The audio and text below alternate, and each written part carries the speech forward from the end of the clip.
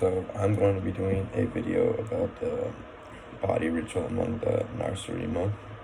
I don't know if I'm saying that right, but it's American spelled backwards, so I'm just gonna go with that. So the first point that I'm talking about is the reaction to the video.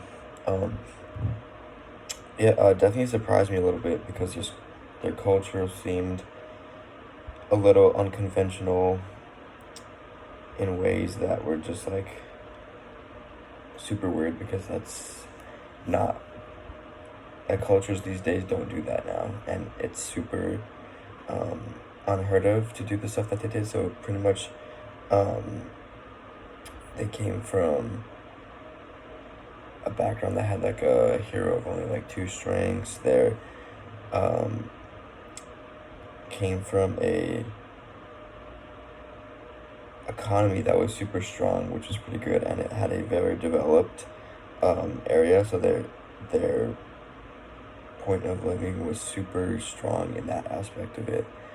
Um, but one thing that was super weird to me was that their beliefs, um, we think way different than what they think now. They think that our bodies are supposed to, or that our bodies were only around to carry diseases and to just be very nasty objects, even though God tells us that our bodies are supposed to be temples and treat it as it is one. For example, they thought that if someone was super skinny or were under their weight class, that they needed to just have a feast and get them fat again, pretty much, which was super weird. Um, they also thought that if someone was super ugly, that they would have to put on like makeup to change their aspect of life and to make them look prettier. So it was pretty much everything that they didn't agree with. They did the opposite of that to change their appearance just to make them look good, or so that they can get approval from the other people.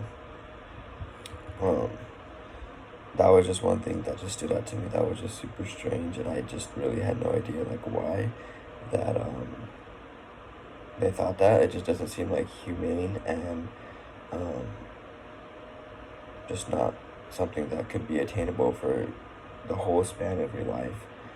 Because there's obviously going to be flaws in everybody's image of life, and not everybody can approve of it, and some people will, and it's just like you're going to have to live with that rather than fixing every little problem that there is, which there's going to be. So that was weird to me. So the next point is my culture and my heritage. So I come from a Hispanic background. I'm half Hispanic and then half French Canadian. So I don't really know that much about my French Canadian side other than that they're just really Caucasian, and yeah, actually I don't really know that much about it at all. But what I do know is my Hispanic side, because my mom is Hispanic and we live with her side of the family. So she grew up in a very like respectful culture and respect your elders. Like you do everything for your dad. Like if he needs something, you offer help rather than being told what to do. You do the dishes without even being asked because it's just what you do out of respect for the elders. We are also a super close and connected culture to where father family gatherings are often done, and there's always food, there's always drinks, there's always fun games going on. Like it's just a super connected culture. Like our families are super close, everyone knows a lot about each other, which I like because no one has ever felt left out. Even we'll invite close friends because we just want everybody to be involved. And for the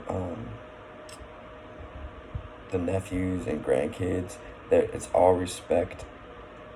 Say when you walk into the house to say hi to your grandma and grandpa first, give them a hug and kiss on the cheek, and it's just like it's a known thing to do that because that's how they grew up and that's what they expect. So our parents expect that from our grandparents now. So, which is a very disrespectful thing to do in general. which I don't think it should be just limited to Hispanic culture, but not everybody's used to that culture. So if I were to go up and give, say, like um, a different culture, like a kiss on the cheek, or they just wouldn't be used to it because they don't practice that necessarily. Um, so I think our culture is changing in today's day and age because there's also a lot of technology going on.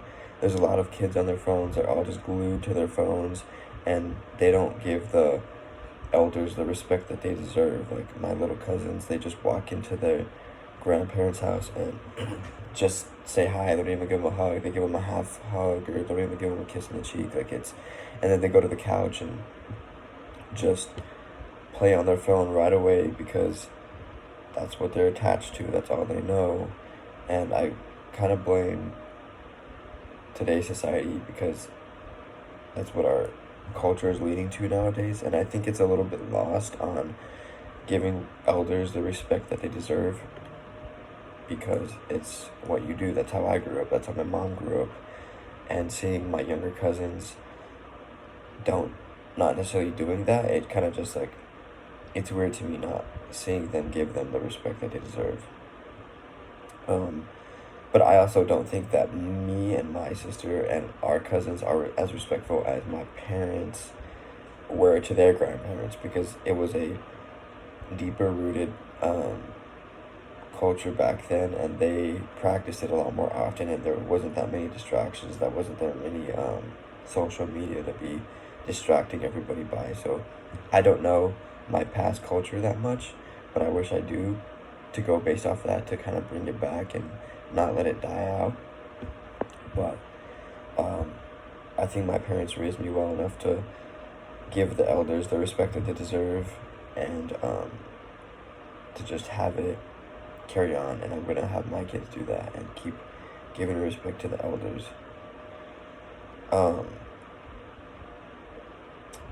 Something that is good that's come out of my culture is just like having a respectful mindset to anybody that is older to you or someone that is more wise or has more wisdom. Like you just gotta respect them and to not treat them like they're an old person. Like they're a sacred person. They've lived on this earth longer than you, and you give them the respect that you deserve. And that's what I like about this culture.